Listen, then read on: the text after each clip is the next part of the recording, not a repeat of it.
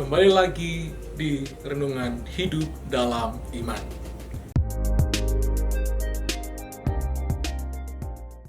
Salam Bapak Ibu Saudara kasih Tuhan, kembali lagi kita berjumpa dalam pembelajaran akan kebenaran firman Tuhan. Dan hari ini kita akan belajar satu kebenaran firman Tuhan dengan tema tidak mungkin bagi manusia, mungkin bagi Allah. Dan perenungan di hari ini kita belajar dari Markus 10 ayat 27. Beginilah firman Tuhan. Yesus memandang mereka dan berkata, bagi manusia hal itu tidak mungkin, tetapi bukan demikian bagi Allah, sebab segala sesuatu adalah mungkin bagi Allah. Nah, Bapak Ibu Tuhan, setiap orang pernah menghadapi dalam situasi yang terasa mustahil. Mungkin dalam masalah ekonomi, masalah pekerjaan, masalah keluarga, di mana seringkali kita berusaha dengan sekuat tenaga untuk menghadapi setiap permasalahan itu, tetapi nyatanya hasilnya tidak sesuai harapan. Dan pada saat itu kita pasti akan sering berkata dan merasa bahwa saya tidak mampu, mungkin saya juga tidak bisa melakukannya.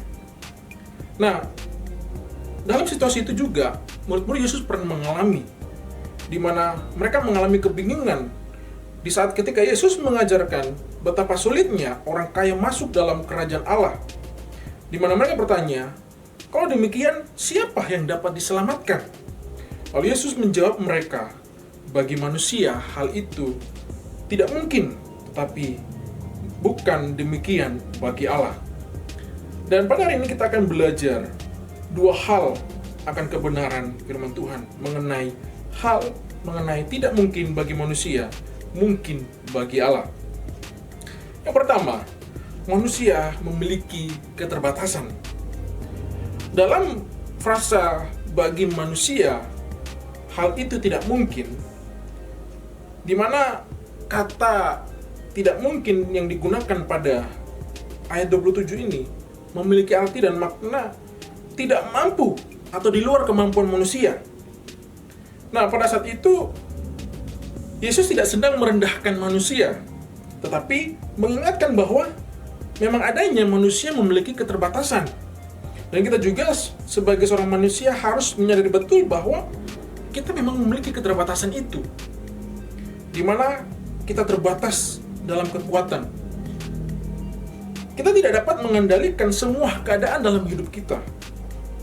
Semisal seperti kita, mungkin hari ini kita merencanakan kegiatan luar untuk esok hari, di mana kita pasti tidak bisa menjamin apakah cuaca pada esok hari itu akan cerah atau tidak cerah. Karena bisa jadi hari ini cuaca cerah, tetapi hari esok tidak cerah. Dan juga seringkali kita dihadapkan pada pertanyaan-pertanyaan yang itu tidak bisa dijawab ketika sedang kita menghadapi masalah, yang dimana kita merasa bahwa itu di luar dan juga tidak bisa dijawab secara pemikiran logika manusia. Dan juga banyak manusia sesungguhnya merasa dirinya kuat, tapi kenyataannya ada keterbatasan, di mana terbatas akan waktu, terbatas akan materi. Karena semenjak dosa merusak seluruh keberadaan manusia, dosa membuat manusia tidak mungkin menghapus dosanya sendiri. Bahkan juga manusia tidak dapat memperoleh keselamatan, bahkan dengan usaha sendiri. Namun kita harus bersyukur di tengah keterbatasan manusia, kita bersyukur memiliki Allah yang tidak terbatas, yang tidak dapat dibatasi oleh apapun. Maka yang kedua, kita merenungkan di mana Allah tidak terbatas. Maka kalimat yang terakhir, tetapi bukan demikian bagi Allah, sebab segala sesuatu adalah mungkin bagi Allah. Di mana kata mungkin yang digunakan ayat ini, itu kata yang berhubung dengan kuasa dan juga dengan kemampuan yang efektif untuk melakukan suatu hal. Sehingga apa yang tidak dapat dilakukan manusia, itu dapat dilakukan oleh Allah. Dan kita harus tahu bahwa Allah tidak dibatasi oleh apapun. Allah tidak bisa dibatasi oleh ruang dan waktu. Dan juga Allah tidak dibatasi dengan uang ataupun kekuatan dan sebagainya. Dan kita juga harus tahu bahwa Allah tidak terbatas oleh permasalahan yang kita hadapi.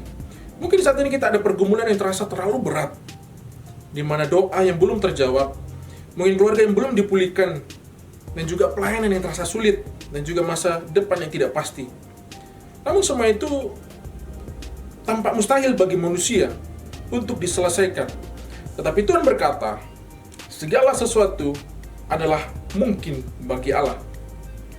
Maka tentunya kita harus bersyukur memiliki Allah yang tak terbatas, di mana Dia adalah Allah yang dapat mampu menghidupkan jiwa yang mati secara rohani, mampu melembutkan hati yang keras, mampu membebaskan orang dari ikatan dosa, mampu menarik orang berdosa datang kepada Kristus, dan Allah mampu melakukan segala hal yang mustahil bagi manusia. Namun satu hal harus yang kita ingat, bahwa bukan berarti Tuhan selalu mau melakukan dan memberikan apa yang kita inginkan. Tetapi Tuhan akan selalu mampu dan mau memberikan, serta melakukan apa yang terbaik menurut kehendak-Nya bagi kehidupan kita. Maka patut kita bersyukur memiliki Allah yang tidak terbatas. Sebab ketika manusia mencapai batas kemampuannya, hanya kuasa dan kasih karunia Allah lah yang mulai dinyatakan. Karena itu, dasar pengharapan orang percaya bukanlah kemampuan manusia, melainkan kuasa Allah yang tidak ada batasnya. Oleh karena itu, Bapak Saudara Tuhan, Markus 10 ayat 27 mengajarkan di mana keseimbangan yang penting dalam kehidupan Kristen. Yang pertama, akuilah keterbatasan manusia. Jangan mengandalkan kekuatan, kemampuan, dan pengalaman ataupun harta kita. Lalu yang kedua, percayalah kepada Allah yang tidak terbatas.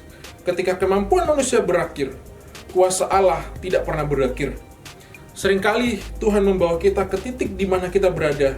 Saya tidak mampu melakukan semuanya ini. Tapi biarlah kita belajar memperkatakan, tetapi Tuhan pasti sanggup memampukan saya. Hari ini, apapun pergumulan yang sedang kita hadapi, pergumulan Bapak Ibu Saudara yang hadapi, ingatlah perkataan Yesus. Bagi manusia hal itu tidak mungkin, tetapi bukan demikian bagi Allah. Sebab segala sesuatu adalah mungkin bagi Allah. Demikianlah firman Tuhan. Amin.